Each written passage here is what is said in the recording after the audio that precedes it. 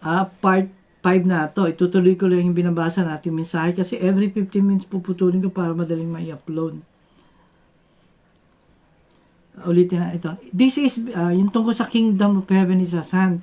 This being so, it's a proper to utter our Father, just to include the words, thy kingdom come. If you day will continue your mission, it will even be more proper for every day to go farther. Then you will continue to pray for that kingdom to come in all its destructive fury against Satan's remaining force. Even my God the Father so loved the new world that He gave me His only begotten Son to be its King. To those who will live under its rule, must make this kingdom the most important things in their life. Deo, obey me. While there is still time, the time is so short, for the kingdom of heaven is at hand. Awake everybody. This may all seems like a mystery to those who have no knowledge of the teaching of the church. Ito yung yung sinasabi ng let's make this kingdom the most important things in their life, di ba? Lagi ko narinig sa mga nanay at sa tatay, di ba? Gawin nating pinaka-importanting bagay sa ating buhay itong kaharian ng Diyos. Tutuloy lang natin So my Deo na, my spiritual sons, receiving the spirits of adoption, can say that you are all my children, and time will come that from my lips, Jesus, you all will hear ears of my God the Father. When you all hear these words, then I shall appoint unto you Deo a kingdom, as my Father had appointed unto me.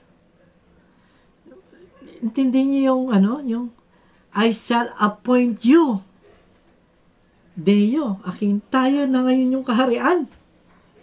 Di ba? 1972 to.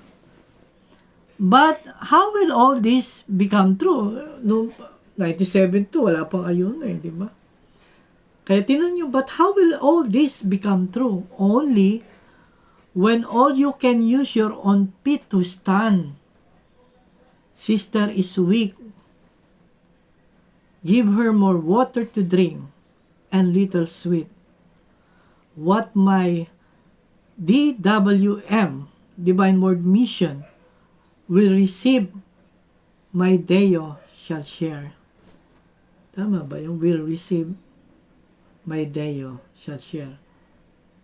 What my Divine Word Missionary will receive, my Deo shall share. Parang ganun pala yun. Sabihin ko ano man yung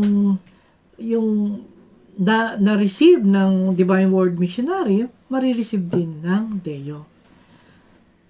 Parang nakikita mo, parang may sinasabi, pinapahiwating na congregation, parang congregation itong ating grupo.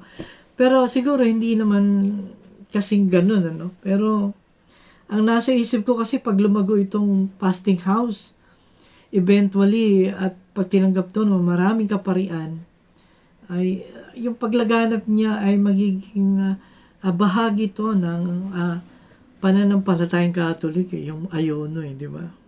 Pero tingnan natin. Pero eto, gusto ko ipaliwanag lang. Sa naturang mensahe ay ninanais o inaasam ni Ama na tayong tinagor ang Deo ay pahalagahan ang tungkol sa kaharian ng Diyos. Make this kingdom the most important things in their lives. At winika pa niya na kung tayo ay mananatili sa simulain ng gawaing pagbabago tungo sa pagpapakabanal ay winika niya. And time will come that from my lips, si Jesus nagsasabi nito, you all will hear, maririnig natin sa kanyang bibig ang salitang ears of my God the Father, tagapagmana ng God the Father, of my God the Father. Kung magkagayon, I shall appoint you unto you a day of kingdom as my Father had appointed me. So, parang kung ano binigay kay ng Ama, kay Jesus, binigay yung kaharian, ganun din. I-appoint din tayo sa ganung status. Sa makatuwid ang pagiging dayo ay ito na ang maganda dito. Sa makatuwid, ang pagiging dayo ay maituturing na tagapagmana ng kaharian ng Diyos. At ang kaharian ng Diyos na ayon sa Lucas chapter 17, verse 20 to 23. Ito yung sinabi dun Ang kaharian ng Diyos ay dumarating nang di namamalayan. Eksakto to sa mga mensahe, no? At hindi sinasabing narito o naroon, sapagkat tantuin ninyo na ang kaharian ng Diyos ay nasa inyo. The kingdom of God is within us. Because we are the temple. Our body is a temple of the Holy Spirit. Diba? Hindi take note ang kaharian ng Diyos ay ipinamamana ng Ama katulad ng ginawa niya kay Jesus. At tayo ay may karapatang manahin ito sapagkat tinawag tayo ni Ama na may spiritual son na tumanggap ng spirit of adoption. Yung mga minsan binanggit ko kanina. Espiritu ng pag-ampon ay isang biyaya na ibinibigay lamang sa taguring Deo. Tayo, parang exclusive yung spirit of adoption na yun. Kailan ibibigay ang espiritu ng pag-ampon? Di ba?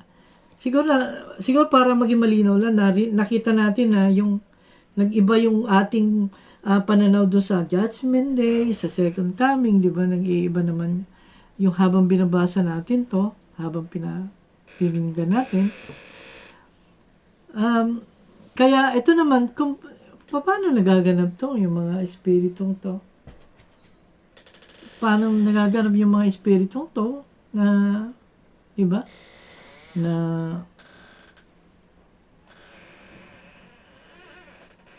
yung espiritu to paano ba nagaganap? Parang sa atin sinasabi din ni Ama, di ba? Si Ama lang naman ang magsasabi kung paano. Pero tuloy lang natin.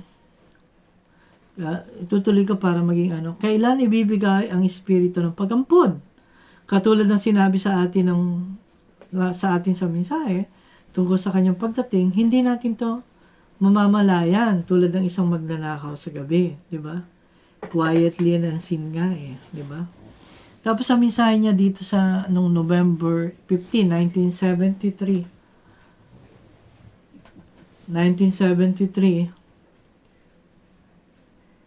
sabi niya, in my second coming, those who understand my messages, which were given unto you, or unto ye, shall recognize such eyes being enlightened by my unfolding words.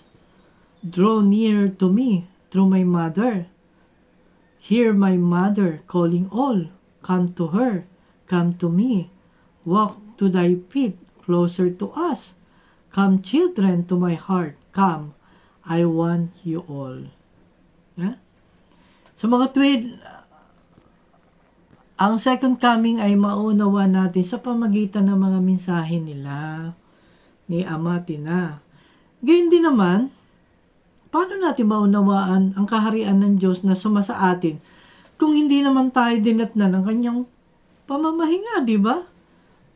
Di ba? Paano mo dito papasok ang espiritu ng pag-ampon sapagkat ang pamamahinga ay pagpili ng panibagong binhi para sa pagbabagong anyo ng mukha ng daigdig. Nangangahulugan na ang pamamahinga o resting time ay isang kaganapan at ito ay isang gawaing Deo at pinangangasiwaan lamang ng Deo. At sa ating mga Deo ay umaasa ang Diyos na ito'y gagampanan natin ng buong puso at kaluluwa. At ang gawain na ito ay ang pagpapaayuno na sa ating mga Deo lamang inihabilin. Ganda, para magkaroon ka ng spirit of adoption na yan, para kaharian na yan, dapat maging bahagi ka ng gawaing Deo ng pag-aayuno, di ba? Kahalintulad ito na sabihin niya sa mga alagad na bautismohan ng mga tao sa ngalan ng Ama, ng Anak at ng Espiritu Santo. At ang gawain to ay ang panimula ng gawain sangkristyanuhan ng pagiging Katoliko, di ba? Kaya, ang ayuno naman ay ang pahinga ni Kristo. Lalapat ang kanyang santong paa at iaangat niyang muli ito kapag ikaw ay naging binhinan niya. At yan naman ang panimula ng pagiging deyo mo. May panibagong tataka na ngayon. Hindi ka na bilang isang binyagan lamang. Hindi ka lamang, kundi isa ka ng katolikong deyo. No, di ba? Ang, ah, ang, parang ganito yan eh. Ang deyo, mga katoliko yan. Pero hindi lahat ng Katoliko ay Deyo. Maganda, di ba? Ang Deyo ay mga Katoliko lamang. Hindi yung Protestante, hindi yung Saksi ni Jehovah. Kaya pag sinabi mo Deyo, dapat Katoliko ka. Pag hindi ka Katoliko, hindi ka Deyo. Pero hindi lahat ng Katoliko ay Deyo. Yan. Kikilalanin ni Ama yan eh. Parang ayun nga yung ipamamana sa iyo, yung kaharian niya, ang kaharian ng Diyos, at ang kaharian ng Diyos nga eh. Dumarating lang, di mo namamalayan ah. Katoliko ko, tos Deyo pa. Parang hindi mo alam ano. Parang kala mo simpleng Deyo, Katoliko lang. Pero, Deyo ka pala, Katolikong Deyo.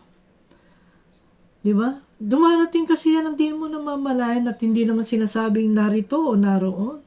Sapagkat tantuin ninyo, sabi niya, na ang kaharian ng Diyos ay nasa inyo. Ibig sabihin, ikaw ay may pagkakakilanlan na. Ikaw ay isang deyo na. Kikilalanin ka sa itaas, sa ilalim, maging sa kagaragatan, sa himpapawid, at sa lahat ng uri ng espiritu na narito sa kalikasan. Ayan ang biyayang ipinagkaloob sa taguring deyo. Katulad ito nung ilagak ang unang tao, si Adan. Ang lahat ng bagay dito sa daigdig ay kanyang pinangasiwaan. Siya ang nagbigay ng pangalan sa hayop na lumilipad o gumagapang sa daigdig. Binigyan siya ng kapangyarihang mapailalim ang lahat ng bagay dito sa daigdig at ang lahat ay sumusunod sa kanya. Ganyan ang Deyo. Hindi ba ninyo napupuna na maging ang mga espiritu, mabuti at masama, ay nakakakilala sa atin bilang Deyo? Ilang beses nang napatunayan yan. Ibig sabihin, kapag ikaw yung naging Deyo, sa pamamagitan ng pag-aayuno, ikaw yung nakatatak na. May tatak ng panibago. Hindi ka lang Katolikong Deyo ka. Umapak sa iyo yung Panginoon. Malamang bakas ng Panginoon yung umapak sa iyo. Di ba? Subalit ang lahat ng ito ay may pasubali. How will all this become true? Only when all you can use your own feet to stand. Akala na,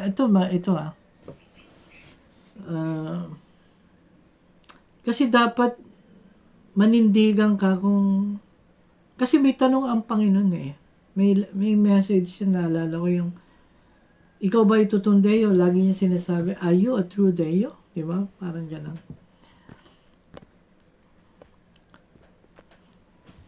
Sige, iwanan natin yung tanong na yan. Yung, ikaw ba ito na totoong Deyo? Diba? Okay. Kayo ang sasagot niyan eh. Walang sino man sa atin ang makakasagot nito kundi ang ating mga sarili lamang. Iba't ibang pamamaraan kasi ng tayo ay tawagin ni Ama upang ang pangalan na ito ay maging kaakibat ng ating pagkatao. Subalit kung tinatanggap mo ang taguring ito, ay ninais kong ipahayag ang misteryong ito upang mas lumalim ang kaunawaan natin. So puputulin ko ulit dito dahil 15 minutes na para naman magkaroon ng, kasi hindi nga ma-upload sa YouTube. So ito na yung end ng part 5. Okay.